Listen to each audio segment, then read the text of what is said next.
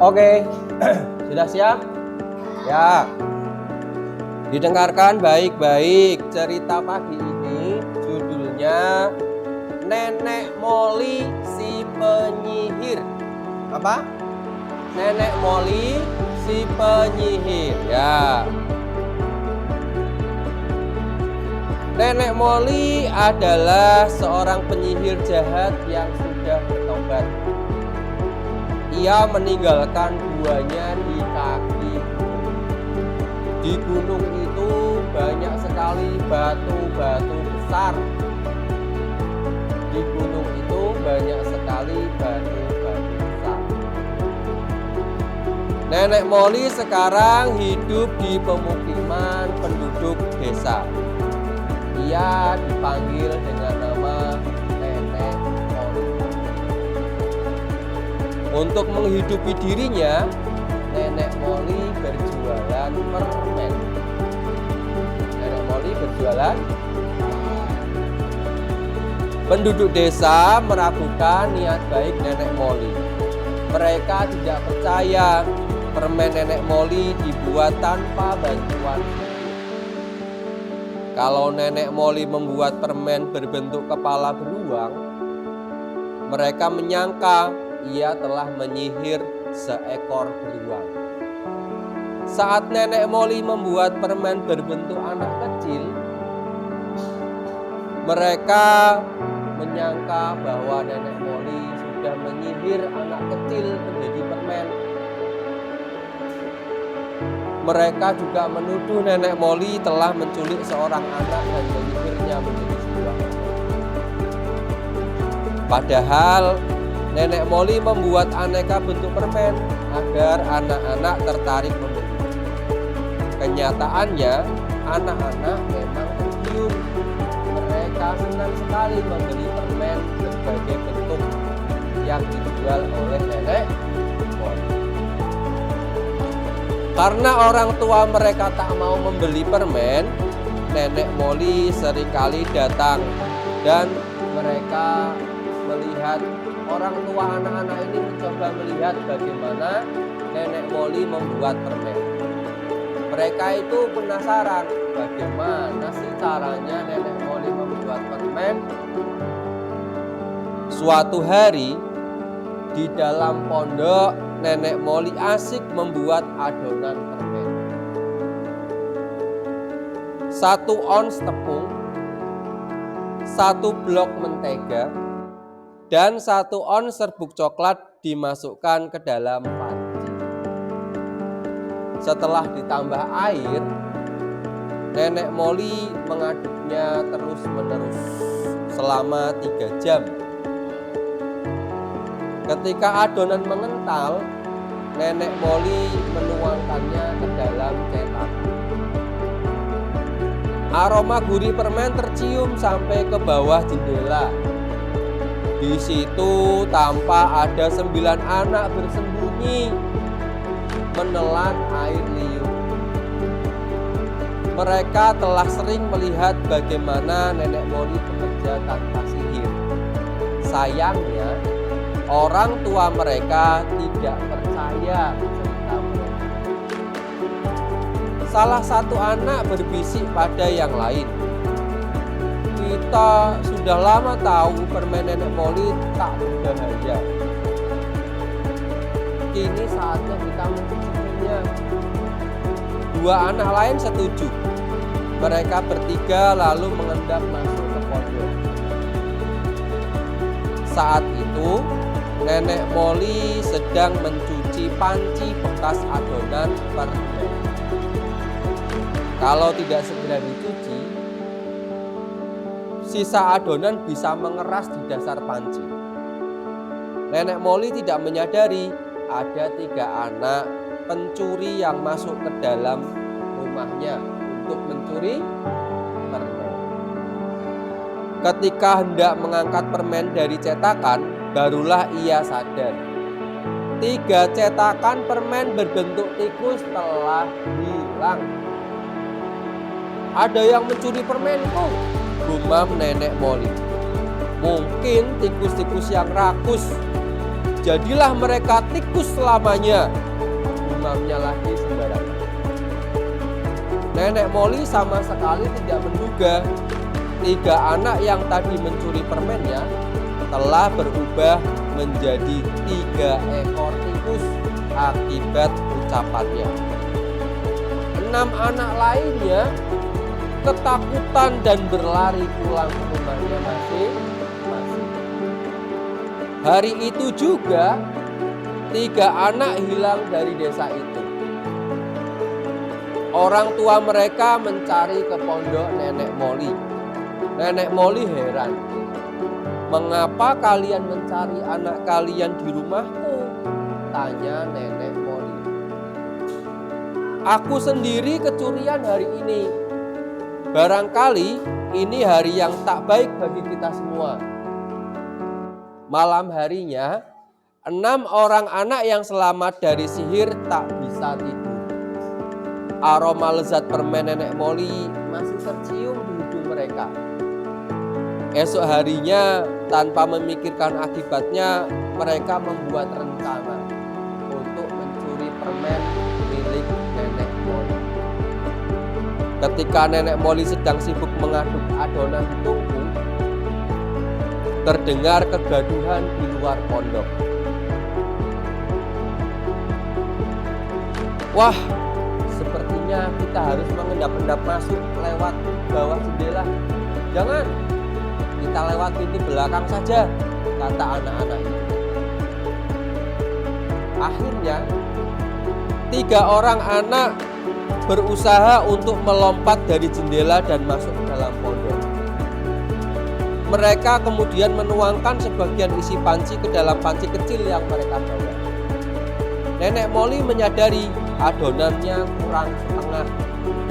"Tak mungkin adonanku menyusut," gumamnya. Saat itu seekor lebah masuk melalui jendela dan mengaum mengelilingi panci.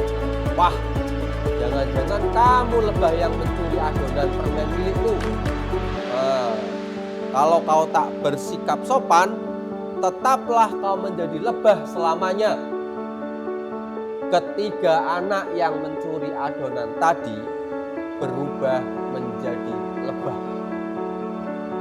Padahal mereka belum sempat mencicipi adonan permen. Kini mereka terbang dan mendengung keras. 3 anak yang tadi membantu membuat kegaduhan ketakutan melihat 3 temannya berubah menjadi lebah. Namun mereka juga menjadi kesal. "Dasar penyihir!" ada yang mengumpat. "Ayo kita iseng nih Nenek Molly," kata anak-anak itu. Mereka kemudian menggedor pintu pondok Nenek Molly. Ketika Nenek Molly melihatnya, mereka lari bersembunyi. Begitulah cara mereka mengisengi Nenek Molly. Menggedor pintu, ketika nenek datang, mereka lari sembunyi. Menggedor pintu, nenek datang, mereka lari sembunyi. Seperti itu. Setelah beberapa kali Nenek Molly membukakan pintu, ia berkata, "Mungkinkah aroma permenku tercium oleh hidung beruang?" Kini mereka menggodor pintu dan mereka menggangguku. Binatang yang malang, mengapa tidak bersikap sedikit manis pada seorang perempuan tua? Biarlah dia menjadi beruang selamanya. Ketiga anak tadi yang sedang bersembunyi langsung berubah menjadi beruang. Akhirnya Nenek Molly kebingungan karena banyak orang tua yang berdatangan untuk mencari anak-anaknya. Sudah ada 9 anak yang hilang. Mereka semua datang ke rumah Nenek Molly. "Kalian saja para orang tua tak berani mendekati pondokku. Bagaimana mungkin anak-anak bisa berani datang ke sini? Yang terjadi hari ini di pondokku adalah aku kehilangan sebagian adonan permen dicuri oleh lebah. Dan juga ada yang menggedor-gedor pintu rumahku. pasti mereka beruang. Saat itu nampak 3 ekor tikus mencicit di bawah meja. 3 ekor lebah mendengung di udara. Dan 3 ekor beruang keluar dari persembunyian mereka. Kau telah menyihir anak-anak kami menjadi binatang, kata semua orang tua. Mereka mulai melempari Nenek Moli dengan kerikil.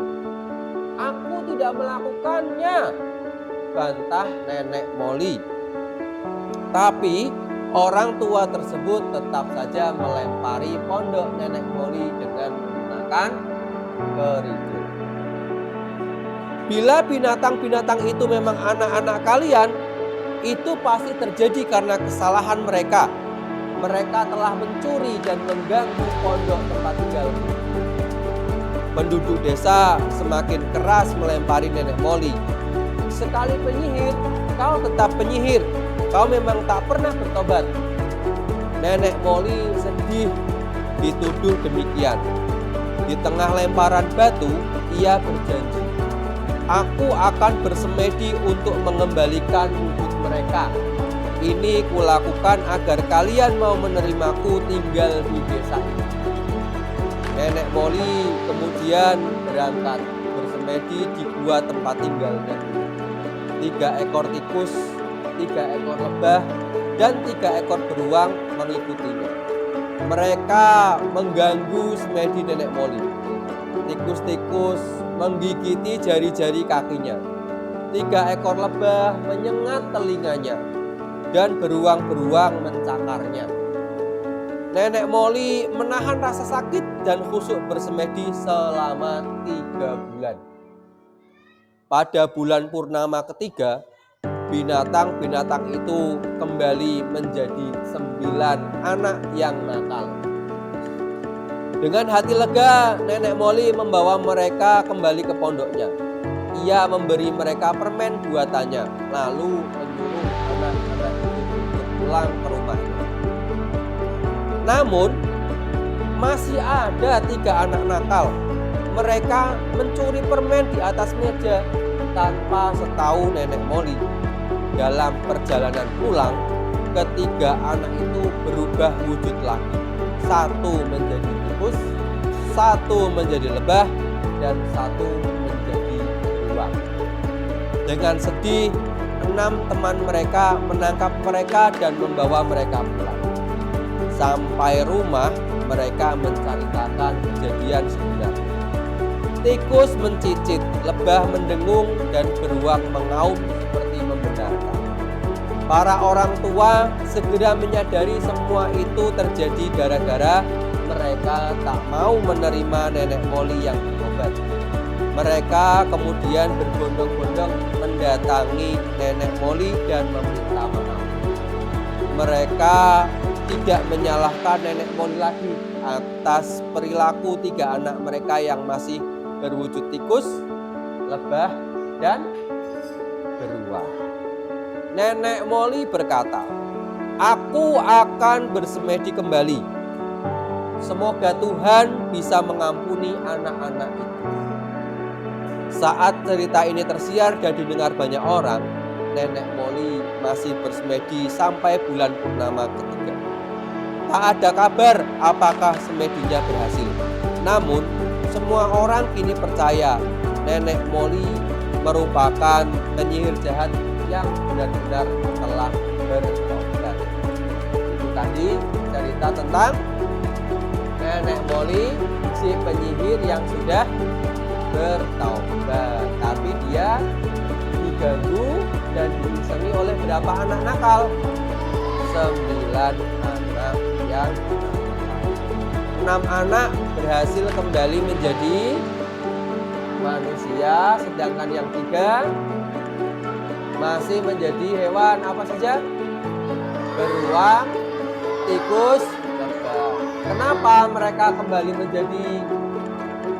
Karena masih juga mencuri permen yang diletakkan di atas meja.